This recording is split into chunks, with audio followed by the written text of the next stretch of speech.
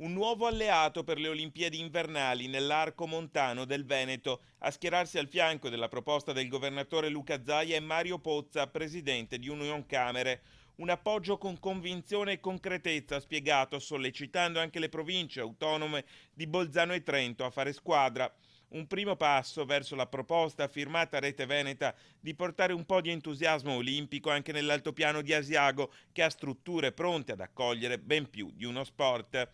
È un'importante occasione, afferma Pozza, che non deve essere persa per il Veneto, dal momento che in una visione nazionale alcune regioni del nord Italia hanno già goduto di importanti eventi mondiali e europei, dall'Expo per la Lombardia ai XX Giochi Olimpici invernali per il Piemonte, passando per Genova, capitale europea della cultura. Questa insomma deve essere la volta del Veneto. Questa insomma, aggiungiamo noi, può essere la grande occasione per l'altopiano di Asiago.